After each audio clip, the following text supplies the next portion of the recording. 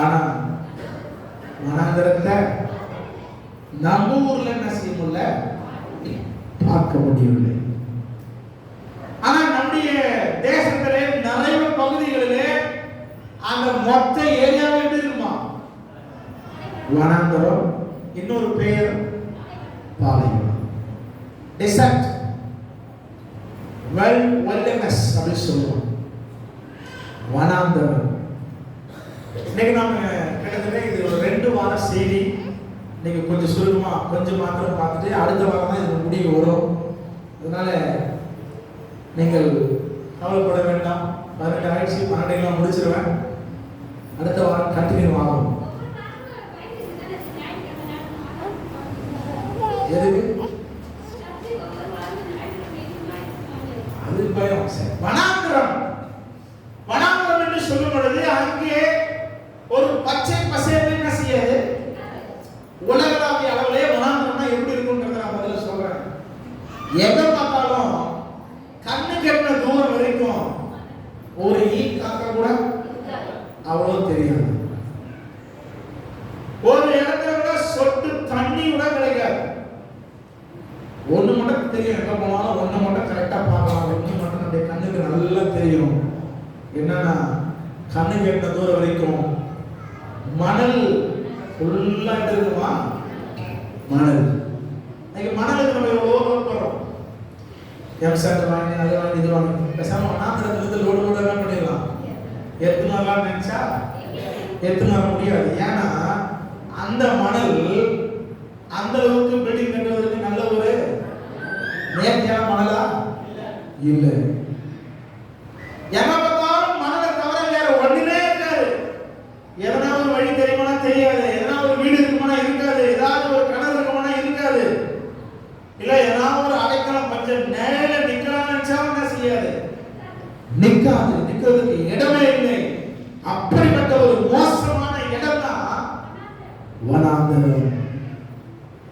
நீங்க எல்லாரும் ஆசைப்படுவாங்க பீச் ஓரத்துல கொஞ்சம் இடத்த வாங்கி போட்டு ஒரு பெரிய பங்களா கட்டி அப்படி பீச் வியூ என்ன செய்யலாம் பார்த்துட்டு ஜாலியா வாழ்க்கை நடத்தணும்னு எல்லாரும் ஆசைப்பட்டு சென்னையில இருந்து பாண்டிச்சேரி, பாண்டிச்சேரி இருந்து கடலூர் லைனா பாத்தீங்கன்னா பெரிய பெரிய ஹோட்டல்கள், பெரிய பெரிய ரிசார்ட்டுகள் என்ன பண்றாங்க, கட்டுறாங்க. ஏன்னா அந்த வாழ்க்கை என்ன செய்யறாங்க, அவங்க விரும்புகிறார்கள். அதே ஹோட்டல் கட்டுறேன், ஒரு வனாந்திரத்துல போய் வனாந்திர வாழ்க்கை எனக்கு வேணும், அங்க போயிட்டு அந்த வனாந்திரத்தை ரசிக்கணும், வனாந்திரத்தின் காத்த வாங்கணும்னு சொல்லி ஒருவரும் வனாந்திரத்தின் பாதையில அந்த இடத்துல இடத்தை வாங்கி என்ன செய்வதில்லை, வீடு கட்டி வாழ்வதில்லை. காரணம் வனாந்திரத்தை ஒருவரும் விரும்புவதில்லை. அல்லேலூயா. யாரும் வனாந்திரம் பிடிக்குமா? எனக்கு வனாந்திரம் பிடிக்குங்க, நினைச்சிருங்க. என்னை ஏதாவது ஒரு வனாந்திரத்துக்கு அனுப்பிடுங்க. யாரும் செய்ய மாட்டோம், சொல்ல மாட்டோம். வேதாகமத்திலே சில வனாந்திர வாழ்க்கை, வனாந்திரத்திற்குள்ள தள்ளப்படுகிற சூழ்நிலை, வனாந்திரத்திலே அவர்களுக்கு நடக்கிற காரியங்கள், இதை குறித்து நாம் என்ன செய்ய போகிறோம் இந்த வாரத்திலே ஒரு 3 காரியங்களை, 3 பேருடைய வாழ்க்கையில் நடக்கிற சம்பவங்களை நம்முடைய வாழ்க்கைக்கு ஒப்பிட்டு நாம் என்ன செய்ய போகிறோம், பார்க்க போகிறோம். ஒரு அலையில சொல்றீங்களா? வனாந்தரம். சரி, முதல்ல நான் கேட்கிறேன், வனாந்தரத்துக்கு சொல்லும் பொழுது உங்களுக்கு எந்த வனாந்தரம் டக்குன்னு ஞாபகம் வரும்? சூர் வனாந்தரம், ஆகாருடைய வேற காதேஸ். எதனால ஞாபகம் வரும்?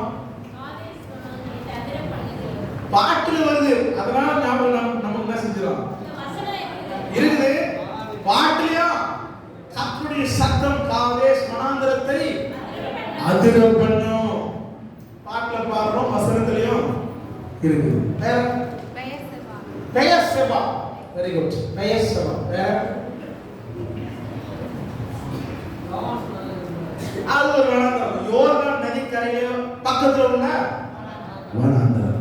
வேற என்ன வனாந்தரம் போகும்? இயேசுவானவர் ஞானஸ்தானம் பெற்று சோதிக்கப்படும்படியாக போகிற வனாந்தரம். ஓரளவு சொல்லிட்டு என்ன இருக்குது சில பார்த்துக்கலாம்.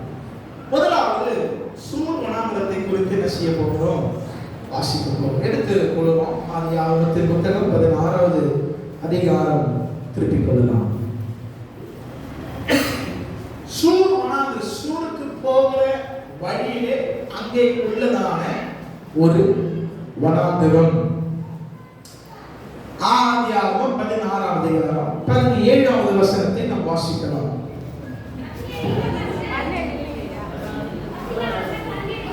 இல்லையா? அப்படி போயிருந்துச்சு. 17 வரலாறுங்க.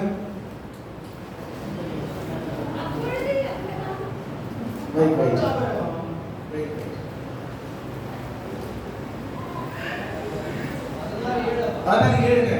எழுதும் போது ஒரு ஒண்ணே சேர்த்து எழுதுகிறேன். அதற்கு 7வது வசனம்.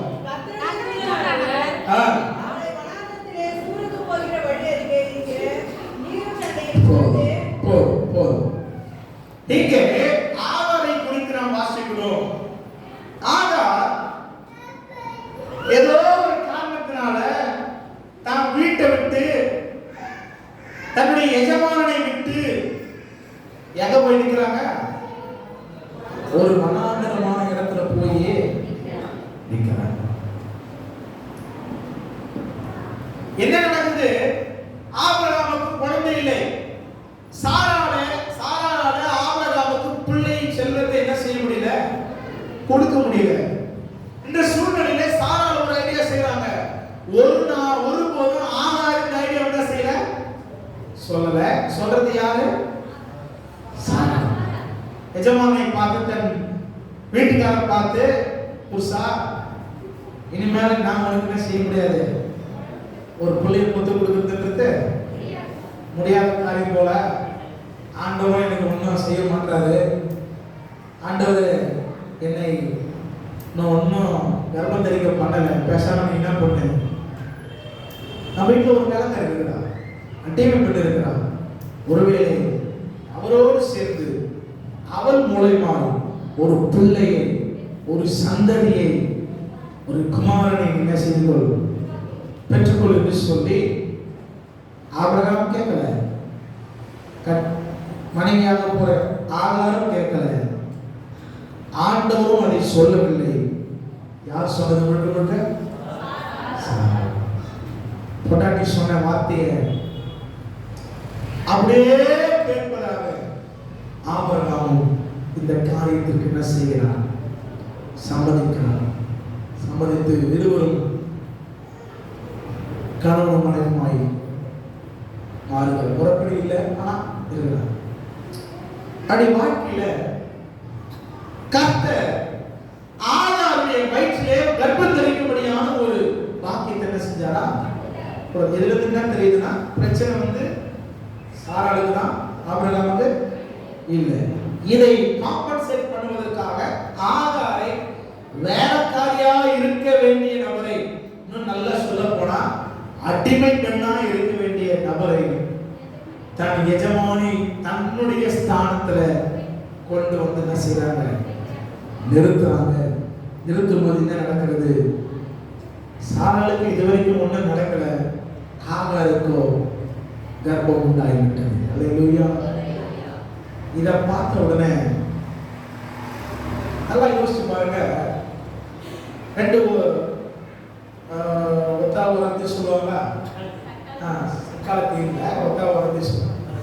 ஒருத்தவங்களுக்கு குழந்தை வந்து இன்னொருத்தவங்களுக்கு குழந்தை வச்சுங்க, எப்படி இருக்கும்?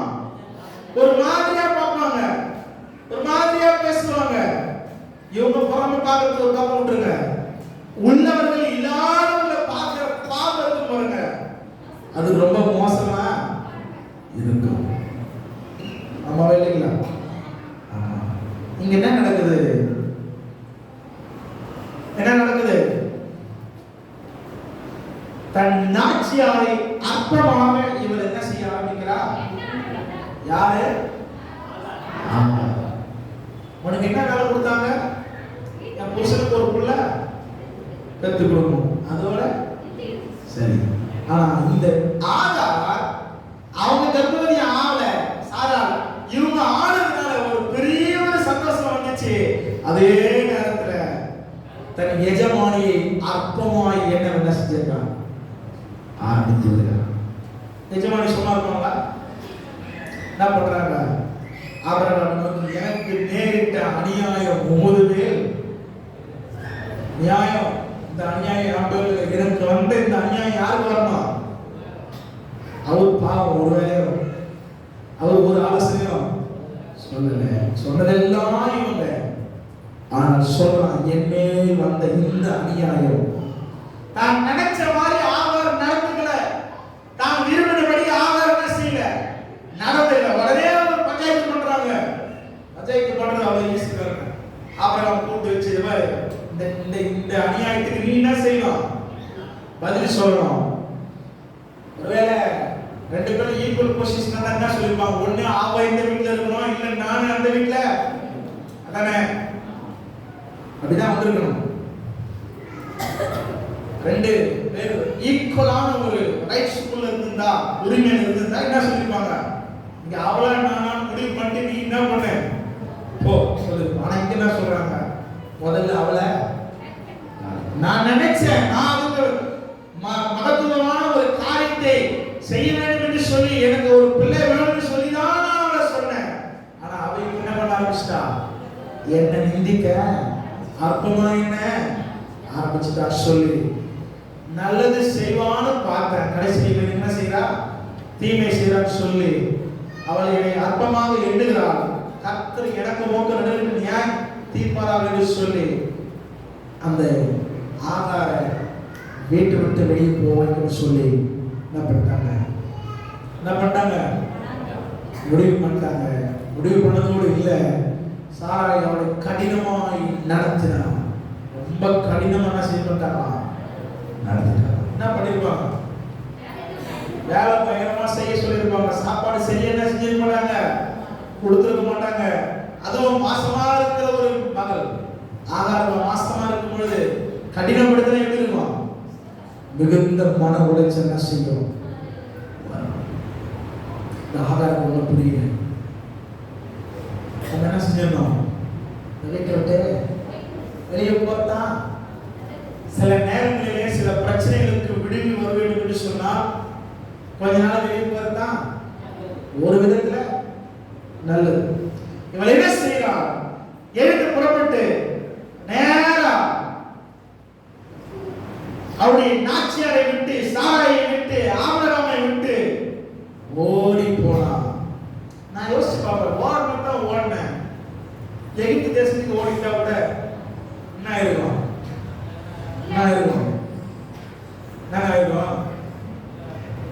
எல்லாம் அவங்க சொந்தக்காரன் கிட்ட என்ன செஞ்சிருக்கலாம், போயிருக்கலாம். ஓடுறதுக்கு இடம் தெரியல, நேரா ஓடுறான். வனாந்திரத்துக்குள்ள என்ன செஞ்சான், இந்த நிலைமையில யாரா இருந்தாலும் எப்படி இருக்கும்,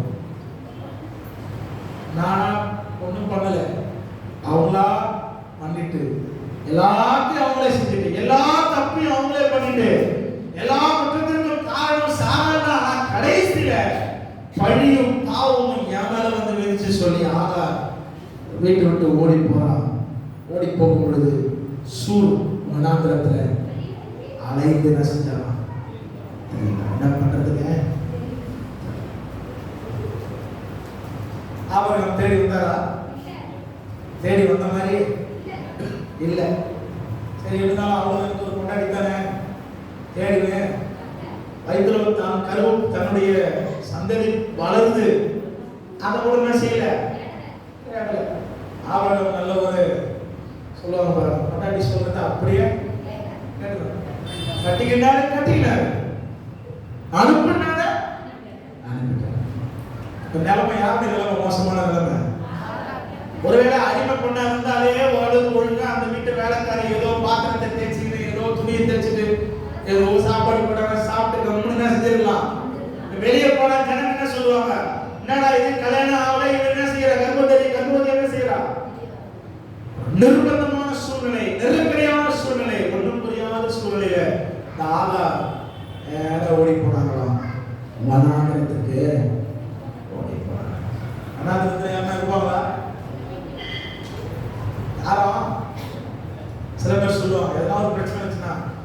ஊர் பேர் தெரியாத காணாத ஒரு இடத்துக்கு என்ன செஞ்சிருந்தான், ஓடினான். அங்க போனாதான் நம்மளை யாரும் என்ன செய்ய மாட்டாங்க, விசாரிக்க மாட்டாங்க, நம்ம துக்கம் கொண்டாட மாட்டாங்க, நம்மளை குறிச்சு விமர்சிக்க மாட்டாங்க, தேடியும் வர மாட்டாங்க. அது போலவே ஆகார் என்ன செய்யறாராம், வனாந்திரத்திற்கு விருப்பப்பட்டு போனாங்க, கடினப்படுத்தினாங்க, துன்பப்படுத்தினாங்க, நெருக்கடி கொடுத்தாங்க, வேற வழி தெரியல, ஓடினப்பட்டாங்க.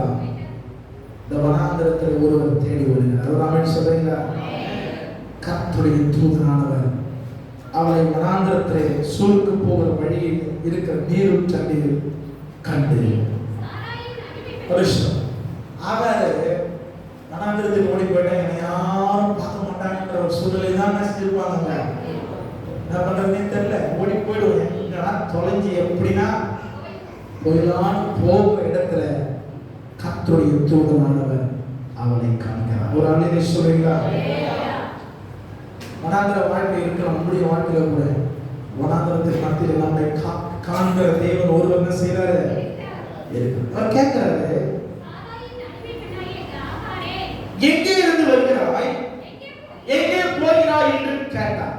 நல்ல ஒரு கேள்வி. ஏமா அடிமை பெண்ணுதானே நீ, ஆபிரகாம் வீட்டு வேலைக்கார பெண்ணுதானே, சாராய் வீட்டு வேலைக்கார பெண்ணுதானே, நீ எங்கிருந்து வர, நீ எங்க? அவங்க பதில் நல்லா படிச்சு பாருங்க. பதில் எப்படி இருக்கு பாருங்க. சொல்லுங்க, என்ன சூப்பர்ல சொல்லுங்க, படிங்க. ஓடி போற போறேன்னு தெரியல, எங்க போறேன்னு சொல்லணும்னு சொல்லக்கூடாது. போறேன்னா தெரிஞ்சாதானே சொல்ல முடியும். நாளைக்கு என்ன செய்ய போறேன்னு தெரிஞ்சாதானே சொல்ல முடியும். அடுத்த வேளை சாப்பாடுக்கு என்ன செய்ய போறேன்னு தெரிஞ்சாதானே. ஒரு வீட்டுல வந்து என்னன்னா உனக்கு மதிய சாப்பாடு ஒண்ணுமே இல்லை, என்ன சாப்பாடு சொல்ல முடியுமா? ஒருவேளை காய்கறிலாம் வாங்கி வச்சுட்டா சொல்லலாம், மதியம் இந்த குழம்பு இதுங்க அதுங்க. என்ன பண்ண போறே தெரியல. தூதனானவர் கேட்கிறார், நீ எங்க இருந்து வர, நீ எங்க போற? நான் சொல்றேன், அந்த ஆகார் சொல்றான், நான் என் ஆச்சாரிய வீட்டை விட்டு ஓடி வந்துட்டேன். எங்க போறேன்? மனம் கசந்து போய் நொந்து போய் ஒவ்வொரு நிமிஷம் நாம போறோம், இந்த பிரச்சனை நம்ம தேடி போல, அதுவாக நம்ம என்ன செஞ்சிச்சு. அதான் உண்மை. அடிமைப்பா இருந்தா கட்சியில் அப்படியே இருந்திருக்கலாம். கடைசியில ஒரு அன்னைக்கு ராத்திரி தங்குவதற்கு இடமில்லை. அதான் உண்மை. இன்னைக்கு ராத்திரி தங்குறதுக்கு ஆண்டவர் பேசுறார். அவளை நோக்கி, உன் நாச்சரனுக்கு திரும்பி போ. அவள் கையின் கீழே இது எப்படி இருக்குது? நாங்க எந்த இடத்துல விட்டு மாநாடு வந்தாலும் வந்து காட்டுறீங்க, ஒரு அருள் காட்சி காட்டுறீங்க. ஏன்னா வேற எங்கன்னா காட்டினா கூட நம்ம இருக்கோம், இந்த ஊருக்கு போங்க அந்த ஊருக்கு போங்க, போய் திரும்ப எங்க போக சொல்றீங்க? ஒரு யூடியூப் போட்டு நீ வந்த உங்க வீட்டுக்கு நீங்களும் அந்த ஒத்துப்பீங்களா? ஐயோ அது பஜாரி, அது கூட என்னால செய்ய முடியாது, வாழவே முடியாது. அதை என்ன கடினப்படுத்தும். சாரால என்ன வாழவே கூடாது, சாரால என்ன ரொம்ப கஷ்டப்படுத்துவாங்க. ஆண்டவர் சொல்றார், நீ திருப்பி ஒன்னா சொல்லிட்டு இந்த நியூட்டன் ஆக ஒருபோதும் செஞ்சிருக்க மாட்டாங்க, விரும்பி இருக்க மாட்டார்கள். நினைத்தும் ஆண்டவர் சொல்கிறார், ஒரு நாச்ச வீட்டு அன்னைக்கு திரும்பி போனதோட இல்லை, அவருடைய கை கீழ்க்கு அடங்கி தாங்க முடியாதான் வந்த குடும்பக்காரையை விட்டு வெளியே வந்த இந்த ஆண்டு உதவி செய்ய வரை வந்து திரும்பி அதே குடும்பக்காரிடம் என்ன செய்யறாரு, விடுறாரு. ஆகார் குழம்பிருக்கலாம், குழம்பிற்கு கூடும். ஆகார் இருக்குதா போட்டிருக்க வசனம்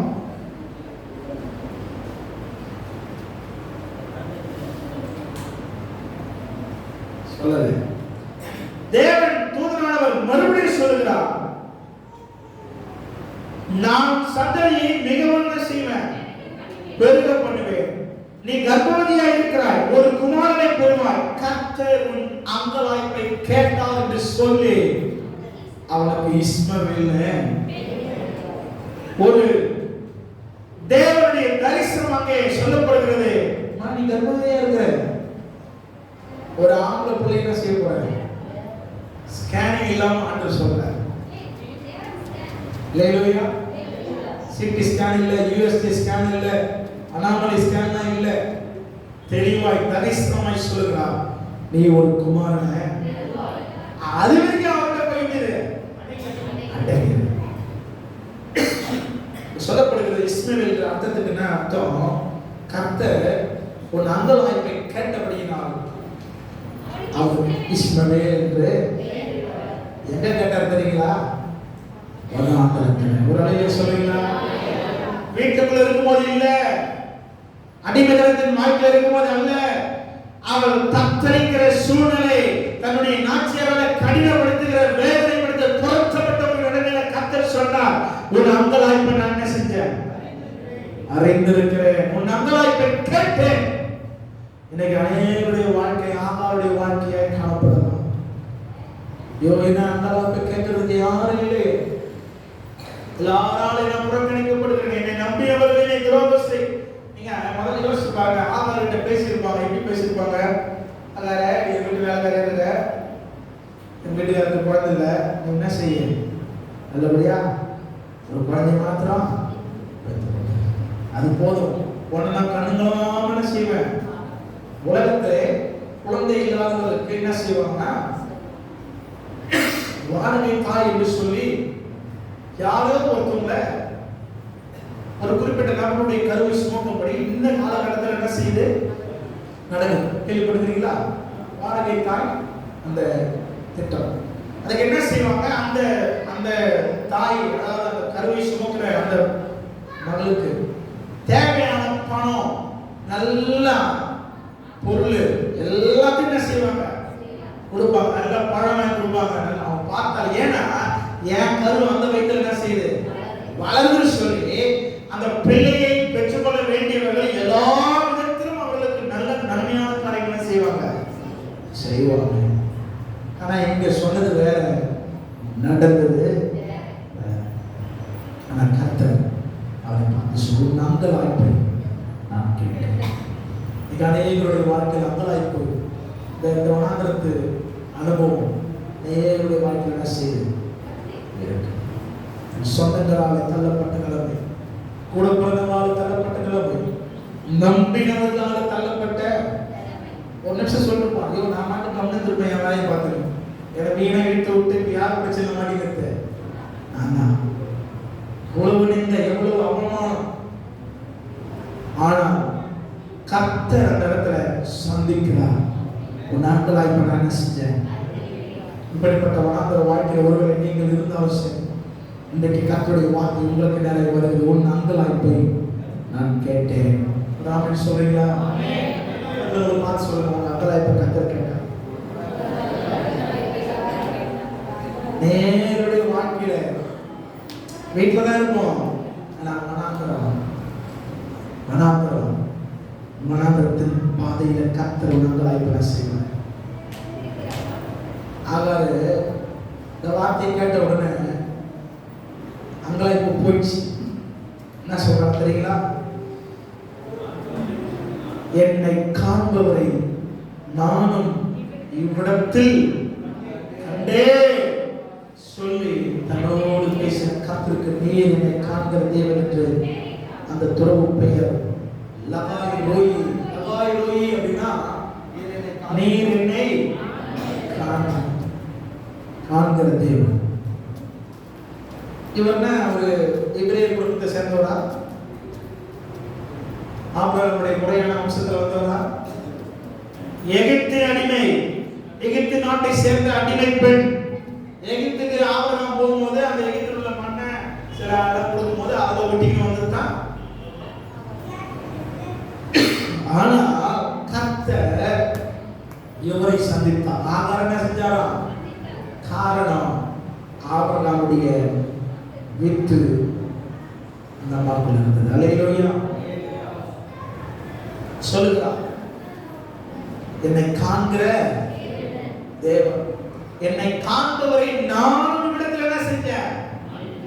நம்மள ஆண்டவர் பார்க்கிறார்ன்றதை நம்ம ஒவ்வொரு நாளும் என்ன செய்யணும்? நினைச்சு நன்றி சொல்லணும். ஆண்டவரே நீர் என்ன செய்றீங்க? என் கஷ்டத்தை நீங்க பாக்குறீங்க, என் வியாதியை பாக்குறீங்க, மன உளைச்சலை பாக்குறீங்க, நான் படுகிற பிரயாசத்தை பாக்குறீங்க, என்னுடைய சஞ்சலத்தை பாக்குறீங்க, நான் படுகிற எல்லா நெருக்கத்தின் மத்தியில் நீங்க பாக்குறீங்க. நீர் என்னை காண்கிற தேவன். அல்லேலூயா. அவர் எல்லாத்தையும் பார்க்கிறவர். அந்த இடத்துக்கு லகாய் வயது பேர் வச்சு அவர் வார்த்தைக்கு கீழ்ப்படிந்து என்ன பண்ணாங்க? தன்னுடைய நாச்சியார் வீட்டுக்கு அல்லேலூயா. வனாந்தரம் முடிஞ்சு போச்சு. அங்க போய் நல்லா இருப்பாங்களா? ரியலிஸ்டிக்கா யோசிச்சு பார்ப்போம்.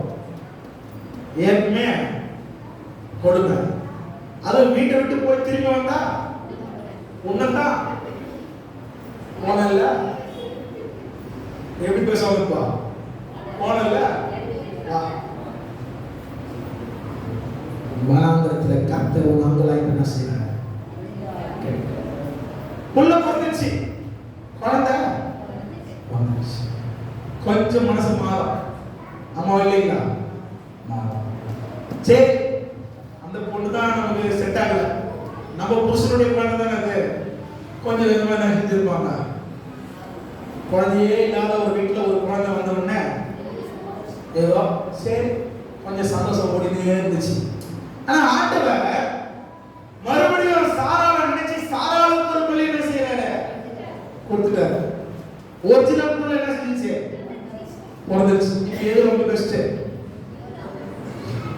எதுக்கு பெஸ்ட்?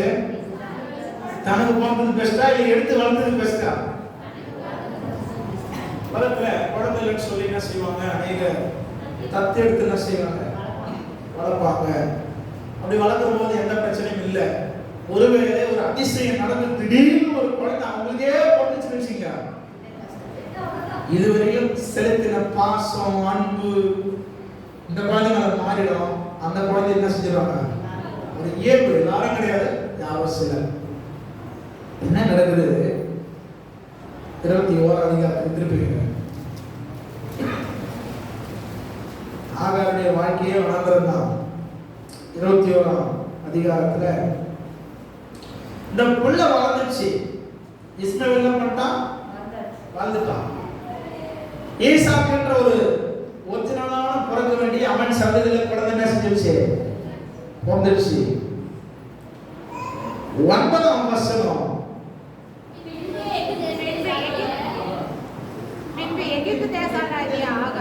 ஆபிரகாமுக்கு பெற்ற குமாரன் பரியாசம் பண்ணுகிறதை சாராள் கண்டு. வாயே சும்மா இருக்கிறது வாயே அது முன்னாடியே சொல்லிட்டாரு. அவன் துஷ்டம் இருக்கு, துஷ்ட மனுஷனா, அவன் ஒன்றும் சும்மா இருக்க மாதிரி ஆளு, அவன் பெரிய ஜாதியா இருப்பான். ஆனா அவன் சும்மா இல்ல, பரியாசம் பண்ணுவான், அவன் துஷ்ட மனிதன். ஆண்டவர் சொன்னது அப்படியே நடக்குது. அவன் என்ன பரியாசம் பண்ணிருப்பான் நினைக்கிறீங்க? நான் புரிஞ்சுக்கிறத சொல்றேன். அது என்ன உண்மைன்றது ஆண்டவர் தான் அறியும். என்ன பரியாசம் பண்ணிருப்பான் அதை அவங்க பார்த்ததுனால அவங்க வந்து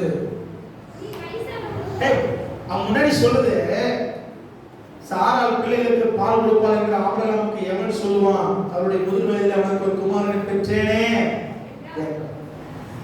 தன்னுடைய வயசை சொல்லி அவங்க சொல்றாங்க. சாராளுக்கு எங்க ஒரு குழந்தை பிறந்து எந்த பால் கொடுக்க போறாங்க தெரியல, ஆனா நான் செய்யறேன்னு சொல்லி அவன் என்ன செய்யறாங்க? பிள்ளை வந்து பால் மறந்து ஈசாக்கு பால் மறந்தனாலே ஆபிரகாம் பெரிய விருந்தா பண்ணானா. ஒருவேளை நான் நினைக்கிறேன் இந்த இஸ்மவேல் என்ன வயசுன்னு நினைக்கிறீங்க? சொல்லுங்க. 14. அந்த முதல் அதிகாரம் படிச்சிருக்கீங்களா? அதுல கடைசி வருஷம் 86 வயசுல ஆபிரகாம் இஸ்மவேல் பிறக்கிறான். 100 வயசுல ஆபிரகாமுக்கு ஈசாக்கு என்ன செய்யறாரு? ஒரு ராமம் மொத்தம் 14 இயர்ஸ். அந்த இஸ்மவேலுடைய வயது 14 வயசு. இந்த பையன் புதுசா பிறந்த பையன் என்ன பண்றான்? அந்த அம்மாவை என்ன செய்யறான்? பரியாசம் பண்றான். கேள்வி பால் கொடுத்துருவோம். கேள்வி இருந்தியா? கேள்வி. ஏன்னா 14 வயசு ஆயிடுச்சு இல்ல, கண்டிப்பா என்ன செஞ்சிருப்பான்? நான் நினைக்கிறேன் என்னுடைய ஒரு கோட்பாடு நான் சொல்றேன், கேள்வின்னு சொல்லியிருக்கோம் நம்ம இல்லைங்களா? முடியெல்லாம் நினைச்சிட்டு கையில ஒரு 3 மாசம் குழந்தை வச்சிருந்தாலே நமக்கு எப்படி இருக்கும்? இது பேத்தியா யாருன்னா இல்ல குழந்தையாடா? ஒரு நாள் ஏதோ ஒரு சூழ்நிலை ஒரு இடம் ஊசி போட போயிருந்தேன், நடந்த சம்பவம். அவங்க 2 பேரும் அப்பா அம்மா 2 பேருக்கு முடியல நல்லா ஃபுல்லா அல்லையாச்சு. அங்க ஒரு குட்டி பாப்பா இருந்துச்சு. பாப்பா அவங்க தாத்தா எங்கம்மான்னு கேட்டேன். தாத்தா பொண்ணு முடிக்குது தாத்தா இங்க இருப்பாருமா, ஏன்னா ஒரு தாத்தா இல்லையா அவர் என்னுடைய சொன்னேன். ஐயா எனக்கு மன்னிச்சிருங்க, தெரியாம நான் செஞ்சேன் அனுப்பி கேட்டேன். அதுல இருந்து அந்த வீட்டுக்குள்ள போகும்போது ஒரு அச்சம் வரும், அவரை நான் சேர்த்துவேன் மனசார பண்ணிப்பேன், நான் மன்னிச்சிருங்க. 2 பேரும் நினைச்சு போச்சு. நமக்கு பார்வை தெரியுது. இப்ப இது நான் தெரியாம சொல்றேன், தெரிஞ்சவனா பண்ணுவான். தாத்தா மாதிரி இருந்தது பிள்ளை பத்தி சொல்லுவோம். இந்த பையன் இப்படிதான் பிரயாசம் பண்ணிப்பான்றது என்னுடைய ஒரு கிடைப்பு. இந்த அம்மா பார்த்தாங்க, இவன் நம்ம என்ன பண்றான் அத்தியாசனம் பைபிள் அப்படி போடல, நான் தான் சொல்றேன் சரிங்களா? அதனால யாரா பைபிள் சொல்றாங்க நீங்க வச்சுங்க, ஆஸ்தி இப்படி சொல்லிட்டாரு அப்படி சொல்லிட்டாருன்னு சொல்லாதீங்க, என்னுடைய கிடைப்பு. சரி, உடனே என்ன செய்யறாங்க? ஆபிரகாம் கூப்பிடுறாங்க, ஓ வா. இன்னைக்கு இந்த 2 பேரும் என்ன பண்ணலாம்? பொட்டி கட்டிய இதுக்கப்புறம் ஒரு நிமிஷம் உடைந்த ஆகாது. அவங்க பெத்த பிள்ளை நமக்கு உள்ள வந்துச்சு. இதுக்கப்புறம் இது ஆசை இல்லை, இதுக்கப்புறம் நமக்கு வேணுமே வேணாம். இந்த அடிமை பெண்ணை மகனையும் அடிமை பெண்ணையும் அவன் மகனையும் புறம்பே உள்ள போறது வரைக்கும் ஏதோ கொஞ்சம் நிமிஷம் பாசம் இருந்திருக்கும். தனக்கு ஒரு குமாரன் பிறந்த உடனே இந்த அம்மா சொல்றாங்க புறம்பே. இப்ப ஆகாது யோசிச்சு பாருங்க. இதுதான் ஆண்டவன் அன்னையே அனாமத்துக்கு ஓடி போனேன். அங்கேயே என்ன சாகடிச்சிருந்தா கூட நான் செத்து என்ன பண்ணிருப்பேன்? பண்ணாம இருக்கும். போய் ஒரு யூட்டர்ன் பண்ணி என்ன கொண்டு வந்து நாச்சியார் வீட்டுல உட்கார வச்சு பிள்ளையும் பெற்றெடுக்க வச்சு 14 வருஷமும் வச்சு கடைசி நிலைமை என்ன? திரும்ப இந்த புறம் என்ன செய்யறாங்க? கவலை. இந்த அடிமை பெண்ணின் மகனின் குமாரனாக ஈசாக்கு கூட இவங்களுக்கு என்ன வந்துச்சு தெரியுங்களா? அவன் இவன் கூட சுதந்திரவாளியா? இந்த சுதந்திரவாளி இந்த பாக பிரிவினை என்ன செய்யக்கூடாது. இந்த பாக பிரிவினை இது வந்ததுக்கு காரணம் முழுக்க சார் ஆண்டவன் ஒண்ணும் பண்ணல. முழுக்க காரணம் யாரு? புத்தி தெரிஞ்சு சொல்றாங்க. இவங்க 2 பேரும் என்ன பண்ணிடணும்? தள்ளி விடணும். இப்பனாச்சு ஆபரகம் என்ன சொல்லிருக்கணும்? ஏமா என்னமா அது 14 வயசு பையன் எப்படிமா நல்ல முடியும்? இந்த 14 வருஷம் கண்டிப்பா அந்த பிள்ளையை கொஞ்சம் இருப்பாங்க. அம்மா இல்லைங்களா? இன்னைக்கு தான் ஈசா, அதுக்கு முன்னாடி அவன் தானே. ஆபரகம் சொல்றாரு, தன் மகனை குறித்து சொல்லப்பட்ட இந்த காரியம் ஆபிரகாமுக்கு மனஸ்தாபப்பட்டார். 14 வருஷமாச்சு. ஆனா ஆண்டவர் சொல்றாங்க ஆபிரகாமை நோக்கி, அந்த பிள்ளையும் ஒரு அடிமை பெண்ணையை குறித்து சொல்லப்படுவது உனக்கு துக்கமா இருக்க வேண்டாம். ஈசாக்கு ஒரு சந்ததி விளக்கும். சாரா உனக்கு சொல்றது எல்லாவற்றையும் முதல்ல அவரே கேட்டாரு, இப்ப ஆண்டவரே கேட்க சொல்லிட்டார். அப்ப அவங்க என்ன சொல்றாங்களோ இவனுக்கு மனசு வரல. 14 வருஷம் ஒரு பிள்ளைய கையில வச்சிருந்து தள்ளி விடுறது கஷ்டம். ஒரு வண்டி நம்ம ஓட்ட வச்சுங்க, அந்த வண்டி விட்டும்போது நம்ம எப்படி இருக்கும்? அது நிறைய வாட்டி பஞ்சர் ஆயிருக்கும், நிறைய வாட்டி செலவு பண்ணிருப்போம், எவ்வளோ கஷ்டம் தான். ஆனா அதை விற்கும் பொழுது நமக்குள்ள உள்ள ஒரு மனசுல ஒரு ஃபீலிங் செஞ்சிடும். ஒரு உயிரற்ற ஒரு வண்டிக்கே நாம் ஃபீல் பண்ணுவோம் என்று சொன்னாங்க. 14 ஆண்டுகள் பிள்ளை கூட இருந்து கடைசியில் அந்த பிள்ளை என்ன செய்யணுமா துரத்தி விட வேண்டும் என்று சொல்லும் பொழுது ஆபிரகாமுக்கு துக்கமா இருந்துச்சு, சாராளுக்கு சந்தோஷமா இருந்துச்சு. ஆனா ஆண்டவர் சொல்ற சாரா சொல்லுங்க அப்படின்னு செய். என்ன பண்றாரு? 2 பேரையும் கூட்டிங்க என்ன செய்யறாங்க? ஒரு துருத்தி தண்ணீரை கொடுத்து வைத்து பிள்ளையை ஒப்பு கொடுத்து அனுப்பிவிட்டால் அவர்கள் புறப்பட்டு போய் எங்க போத்துனே தெரியல. எகிப்துக்கு போக முடியாது போல, எங்க போறதுன்னு தெரியல. பெயர் செபா என்கின்ற ஒரு வனாந்திரத்துக்கு நசிட்டாங்க. அலைந்து ரோடா சுத்தரமான பெரிய கையில முடிச்சு என்ன செய்யறாங்க? எங்க அலைஞ்சிருக்கிறாங்க? வனாந்திரத்துல அலைந்து திரிகிற ஒரு வனாந்திரம். உதவி கிடைக்குமா? கையில ஒரு துருத்தி, நம்ம இன்னைக்கு லெவல்ல சொன்னா ஒரு கேன் வாட்டர் இருக்கு. அப்பப்ப தாங்க எடுக்கும்போது கொஞ்சம் கொஞ்சம் என்ன செய்யணும்? குடிச்சுனே எவ்வளவு நேரம் இருக்கணும்? 1 லிட்டரோ 2 லிட்டரோ அந்த துருத்தி எவ்வளவு அளவு தெரியல, இருக்கிற வரைக்கும் தான். ஆனா துருத்தியில் உள்ள தண்ணி காலியாச்சு, கொண்டு வந்தது எல்லாம் தீர்ந்து போச்சு. இவங்க வனாந்திரத்தில் அலைந்து திரிகிறாங்க. இந்த பிள்ளை எடுத்து போய் ஏதோ ஒரு செடி இருந்திருக்கும் போல செடி கீழே போட்டு பிள்ளை சாகிறத நல்லா யோசிச்சு பாருங்க. ஒரு 14 வயது நிரம்பின ஒரு பையன், 14 வயசு யாரும் இருக்கீங்க? 14 வயசு 9th ஸ்டாண்டர்ட் யார் படிக்கிறீங்க? படிக்கிறியாமா? எத்தனை நாள் நீ சாப்பிடாம இருக்க முடியும்? சொல்லுமா, எத்தனை வேலை நீ சாப்பிடாம இருப்ப? 2 நாள் இருப்ப. தண்ணி குடிக்காம குடிக்க போற டைம் ஆயிடுச்சு. சொல்லுங்க, தண்ணி குடிக்காம எவ்வளவு நேரம் முடியும்? 1 நாள் நீ ஃபுல்லா இருக்க முடியும்? நான் யோசிச்சு பார்ப்பேன்.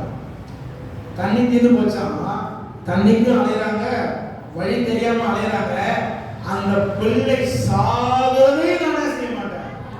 அப்ப என்ன அர்த்தம்? சுத்தி சுத்தி சுத்தி சுத்தி சுத்தி சுத்தி சுத்தி தொண்டை வத்தி போய் அந்த பிள்ளை தண்ணி வேணும் தண்ணி வேணும் தண்ணி வேணும் தண்ணி வேணும் கேட்டு சாகுற அளவுக்கு நிலைமை. பாப்பா சொன்ன 2 நாளைக்கு இருக்கலாம், 1 நாள் இருக்கலாம். 12வது நாளைக்கு 12 தண்ணியே கொடுக்கணும். பார்த்துருவோம். ஒரு நாளைக்கு சராசரி மனிதன் தண்ணி எவ்வளவு குடிக்கணும்? 5 லிட்டர். நம்ம அட்லீஸ்ட் 1 லிட்டராவது கண்டிப்பா ஏதோ விதத்துல குடிச்சிடுவோம். இந்த தண்ணியே இல்லாத சூழ்நிலை, வனாந்திரத்தில் தண்ணி கிடைக்காது. ஆனா அந்த பிள்ளை சாகிறதை நான் பார்க்க மாட்டேன் என்று சொல்லி பிள்ளைய அம்பு பாய்கிற தூரத்துல கண்ணுக்கு எட்ட அளவு பார்க்கிற அளவு பிள்ளைய விட்டுட்டு மனக்கசந்து நசந்தான் அழுதான். நம் பிள்ளைகளுக்காக நாம் அழ வேண்டும். ஆமாவா? சத்தமிட்டு அழுதா. யாருன்னா சத்தத்தை கேட்பாங்க வனாந்திரத்துல? கேட்பதற்கு ஒருவர் யாருன்னா கேட்டிருந்தாங்கன்னா கொஞ்சம் தண்ணி கொடுத்துருப்பாங்க. ஏமா அப்படி திடீர்னு கேட்டிருப்பாங்க. யாராவது சுத்தினா ஏன் அப்படி சுத்தினாங்க, சுத்தி என்னங்க தேடுறீங்க கேட்ப கேட்க மாட்டோமா? அந்த வனாந்திரத்துல கேட்பதற்கு ஒரு நாதியிலே ஒரு மனுஷன் என்ன செய்யல இல்ல. அப்பொழுது தேவன் பிள்ளையின் சத்தத்தை கேட்டார். தேவதூதன் வானம் பிள்ளை அழுதே, அம்மா அங்க அழுவாங்க, 2 பேரும் மாத்தி மாத்தி அழுது கொண்டிருக்கிற நிலைமை. நல்லா யோசிச்சு பாருங்க. ஒரு வீட்டுல 4 பேர் அழுதுன்னு நினைப்பாங்க. ஏதோ கஷ்டம் நடந்து போச்சு. இங்க பிள்ளையும் அழுகுது, அம்மாவும் அழுதாங்க. இந்த சத்தம் கர்த்தருடைய சன்னிதானத்தில் என்ன பிடிச்சான்? குறிப்பா எந்த சத்தம் கிடைச்சு தெரியல? சிறு பிள்ளைகளை எண்ணத்தில் வருவதற்கு தடை செய்யாத ஒருவருக்கு சிறு பிள்ளையை போல மாறாவிட்டால் பரலோக ராஜ்யத்தில் அவர்கள் என்ன செய்ய முடியாது. சிறு பிள்ளைகளுக்கு கர்த்தர் முக்கியத்துவம் கண்டிப்பா என்ன செய்வாரு? குடும்பமே சொல்லலாம். அநேக காரியங்களிலே பிள்ளைகளை கர்த்தரிடத்தில் கேட்கிறவர்களாய் நாம் மாற பண்ண வேண்டும். எதனா ஒன்று கேட்கறாங்கன்னா அப்படியே டப்னு வாங்கி கொடுக்கறதோட ஏசப்பா கிட்ட கேளு. ஆண்டவர்கிட்ட பிள்ளைகளை கர்த்தரிடத்தில் ஜெபிக்கிற பிள்ளைகளாய் நாம் மாற்ற வேண்டும். கண்ணியை விட்டு ஜெபிக்கிறவங்களா என்ன செய்யணும்? எத்தனை நாள் ஆட்டம் பிடிக்கிறாங்க பிள்ளைங்க, அழுது ஆர்ப்பாட்டம் பண்ணி மண்ணில் விழுந்து பரவுறாங்க. ஆமா இல்லைங்களா? அம்மா எனக்கு இது வேணும், நம்மகிட்ட அழுகுறது ஆண்டவர்கிட்ட அழுகுறதுக்கு நம்ம பயிற்சி வச்சு கொடுக்கணும்.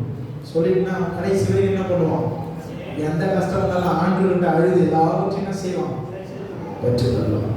அப்போ பிள்ளையின் சத்தத்தை கர்த்தர் கேட்டு வானத்திலிருந்து தேவதூதன் ஆகாரை கூப்பிட்டு, ஆகாரை உனக்கு என்ன சம்பவித்தது, பயப்படாதே.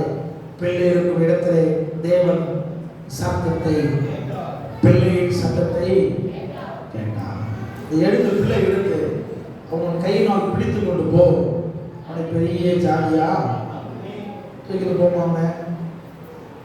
தேவனுடைய கண்களை திறந்தார். அப்பொழுது அவன் ஒரு தண்ணீர் துறவை கண்டு போய் துருத்தியிலே தண்ணீர் நிரப்பி பிள்ளைக்கு கொடுத்தார். கர்த்தர் அவரோடு கூட இருந்தார். அவன் வனாந்தரத்தில் குடியிருந்து வில்வித்தையில பேசவா வனாந்தரம்